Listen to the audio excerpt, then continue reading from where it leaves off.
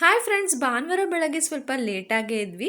ತಿಂಡಿ ಏನು ಮಾಡ್ಕೊಳ್ಳೋಣ ಅನ್ನೋ ಅಷ್ಟರಲ್ಲಿ ಪನ್ನೀರು ಬಟಾಣಿ ಎಲ್ಲ ಇತ್ತು. ಅದಕ್ಕೆ ಗ್ರೇವಿ ಮಾಡ್ಕೊಂಬಿಡೋಣ ಅಂತ ಈರುಳ್ಳಿ, ಟೊಮ್ಯಾಟೊ, ಹಸಿರುಮೆಣ್ಸಿನ್ಕಾಯಿ ಎಲ್ಲ ಬೇಯಿಸ್ಕೊಂಡು ಗ್ರೇವಿ ಮಾಡ್ಕೊತಾ ಇದ್ದೀನಿ. ಒಂದು ಕಡೆ ಚಪಾತಿ ಬೇಡ, ಪಾಲಕ್ ಸೊಪ್ಪೆಲ್ಲ ಹಾಕಿ ಪಾಲಕ್ ಚಪಾತಿ ಮಾಡ್ಕೊಳ್ಳೋಣ ಅಂತ ಅದನ್ನು ರೆಡಿ ಮಾಡಿಕೊಂಡೆ. ಈ ಕಡೆ ಪನ್ನೀರನ್ನ ತವಾ ಮೇಲೆ ಹಾಕಿ ಸ್ವಲ್ಪ ಉಪ್ಪು, ಖಾರ, ಟರ್ಮರಿಕ್ ಪೌಡ್ರೆಲ್ಲ ಹಾಕಿ ಫ್ರೈ ಮಾಡಿಕೊಂಡು ಗ್ರೇವಿಗೆ ಹಾಕೋಣ ಅಂತ.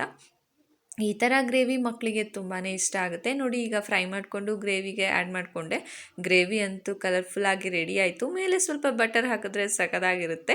ರಾತ್ರಿ ಎಲ್ಲರೂ ಮಾತಾಡ್ಕೊಂಡು ಕೂತ್ಕೊಂಡಿದ್ವಿ. ಸ್ವಲ್ಪ ಲೇಟಾಗಿ ಮಲ್ಕೊಂಡಿದ್ದಕ್ಕೆ ಲೇಟಾಗೆ ಟಿಫನ್ನ ಮಾಡ್ಕೋತಾ ಇದ್ದೀವಿ. ಇವಾಗ ಚಪಾತಿ ಮತ್ತು ಪನ್ನೀರ್ ಮಟರ್ ಕರಿ ರೆಡಿಯಾಗಿದೆ. ಎಲ್ಲರೂ ಕೂಡ ಕೂತ್ಕೊಂಡು ತಿಂತಾ ಇದ್ದಾರೆ. ನಾವು ಅಮ್ಮ ನಾನು ರೆಡಿ ಮಾಡಿ ಕೊಡ್ತಾ ಇದ್ದೀವಿ ಎಲ್ರಿಗೂ ಒಬ್ಬೊಬ್ಬರಿಗೆ. ಈಗ ಎಲ್ರದ್ದು ಆಯಿತು, ನಾನು ಕೂಡ ಕೂತ್ಕೊಂಡು ಟಿಫನ್ ಮಾಡಿಕೊಂಡೆ. ನೆಕ್ಸ್ಟು ಹೋಟೆಲ್ ಬಿರಿಯಾನಿ ತಿಂದಿದ್ದಾಯಿತು, ಮನೆ ಬಿರಿಯಾನಿ ತಿನ್ನಬೇಕಲ್ಲ ಅಂತ ಇದ್ದರು. ಅದಕ್ಕೆ ಮನೆಯಲ್ಲೇ ಮತ್ತೆ ಚಿಕನ್ ಬಿರಿಯಾನಿ ಮಾಡಿಬಿಟ್ಟು ತಿಂದುಬಿಟ್ಟು ಈಗ ಹೊರಡ್ಬೇಕು. ಅವರು ಆಲ್ರೆಡಿ ರೆಡಿಯಾಗಿಬಿಟ್ಟಿದ್ದಾರೆ ಎಲ್ಲರೂ.